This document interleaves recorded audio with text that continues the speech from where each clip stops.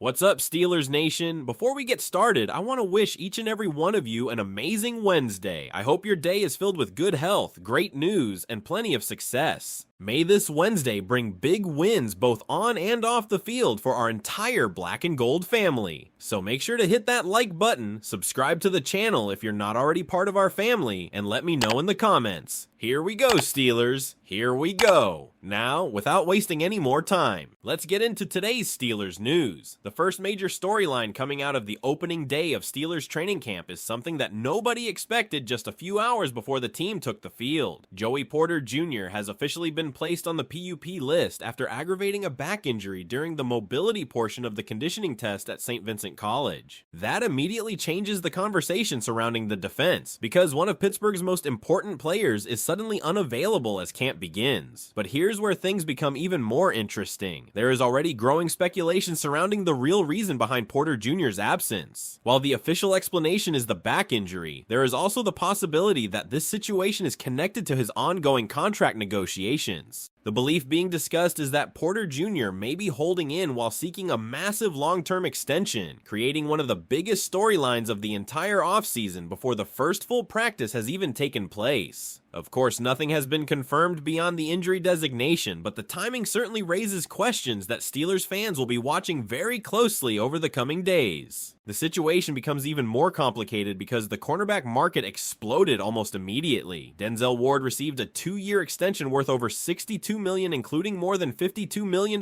guaranteed, making him the highest paid cornerback in NFL history according to the report. Considering that Porter Jr. is viewed as one of the Steelers' foundational defensive players, it is easy to understand why expectations inside his camp may have changed overnight. If Porter Jr. believes he belongs in that same conversation financially, negotiations could become much more difficult before week 1 arrives. With Porter unavailable for now, someone has to step into that starting outside cornerback role opposite Jamel Dean. The expectation heading into the first practice is that Asante Samuel Jr. could receive the first opportunity, although Brandon Echols also remains a possibility depending on how the coaching staff decides to organize the secondary. This immediately turns one of the biggest position battles in training camp into must-watch football because every first-team rep suddenly becomes much more valuable. Porter Jr. is not the only important defensive back dealing with an injury. Jalen Ramsey also begins camp on the PUP list while recovering from a knee injury suffered during mandatory minicamp. Fortunately for Pittsburgh, the injury is considered minor, and both Mike McCarthy and Omar Khan emphasize that they are simply being cautious with one of their veteran leaders. The expectation is that Ramsey will miss the early portion of camp, but should not be affected once the regular season arrives. Ramsey's absence opens another fascinating competition inside the defense. Brandon Echols could receive opportunities in the slot if the coaching staff prefers a traditional nickel corner, while bigger defensive backs like Dalen Everett, Deshaun Elliott, or Jaquan Brisker could also rotate into what has become an extremely important big nickel role. Training camp is often where unexpected contributors emerge, and this temporary opening could allow one of these defenders to establish a meaningful role before Ramsey returns. Another encouraging development came on the offensive line. Broderick Jones has officially been cleared to practice after recovering from the neck injury that ended the second half of his 2025 season. However, the Steelers plan to bring him along gradually. The coaching staff explained that while he has been medically cleared, he still needs time to rebuild his playing strength after being unable to fully train during rehabilitation. That means he may initially be limited during team drills as the organization carefully manages his workload. Even more intriguing is where Broderick Jones could eventually fit once he is fully ready. While right tackle remains one possibility, there is growing discussion that right guard could actually present his clearest path back into the starting lineup. The position remains one of the most competitive battles on the offensive line, with Spencer Anderson, Brock Hoffman, and rookie Jennings Dunker all competing for snaps. If Jones successfully transitions inside, it could completely reshape the offensive line before the regular season begins. The injury report continued with another defensive back. Dante Camp will also begin training camp on the PUP list as he continues recovering from the knee injury that ended his previous season. That means Pittsburgh opens camp with multiple defensive backs unavailable unavailable, increasing the importance of every practice rep for the younger players trying to earn roster spots and meaningful defensive responsibilities. Beyond the injuries, Mike McCarthy also revealed one significant philosophical change compared to previous training camps. There will be no live tackling periods during camp this year. That represents a major departure from the physical approach Steelers fans became accustomed to in previous years. McCarthy's reasoning appears focused on getting players through camp healthier, while still preparing them through controlled practices and preseason action rather than exposing veterans to unnecessary contact every day. So before the Steelers have even completed their first full training camp practice, there are already major questions surrounding Joey Porter Jr. His contract situation, multiple injuries affecting the secondary, a reshaped competition in the defensive backfield, Broderick Jones working his way back toward a starting role, and a completely different training camp philosophy under Mike McCarthy. Every one of these developments has the potential to influence how this roster looks by the time the regular season begins. But the biggest question remains the one every Steelers fan is asking right now. Do you believe Joey Porter Jr.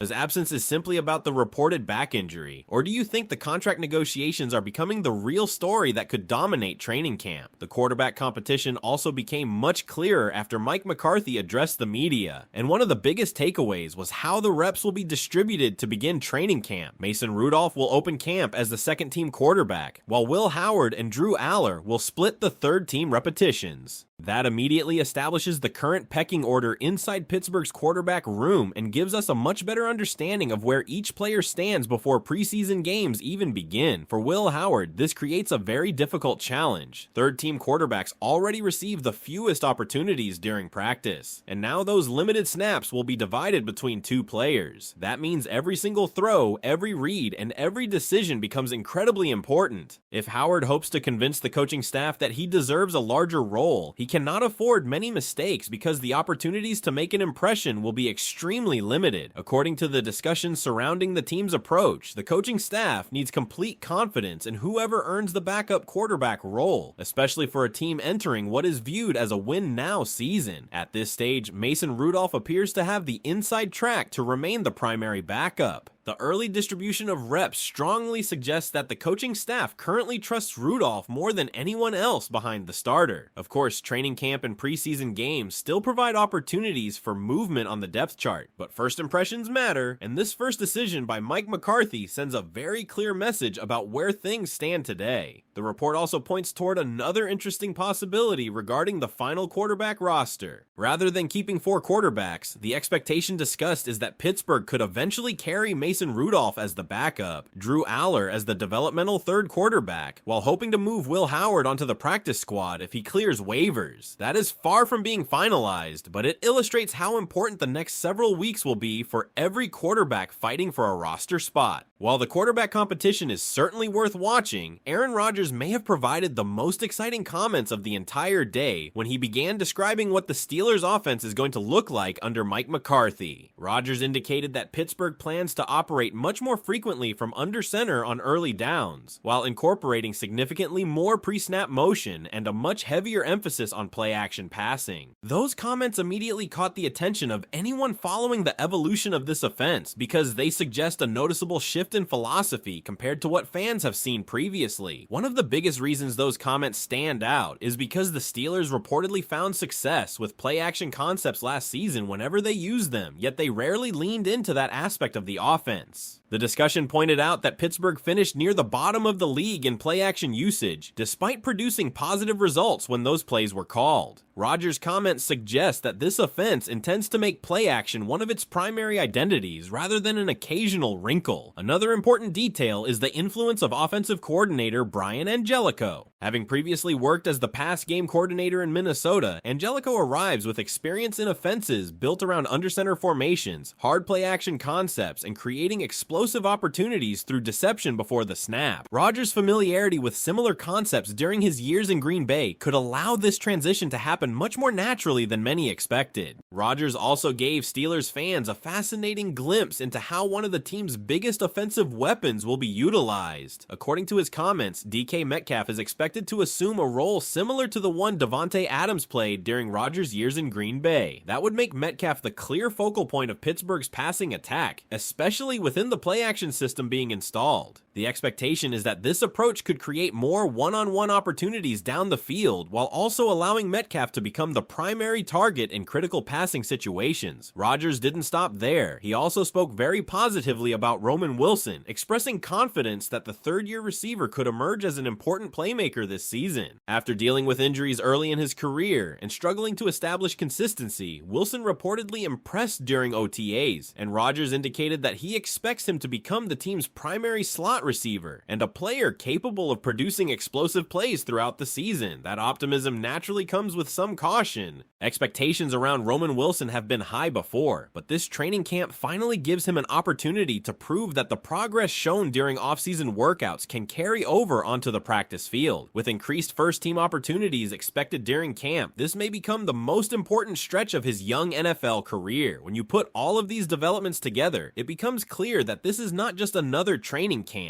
There are contract questions surrounding one of the defense's biggest stars.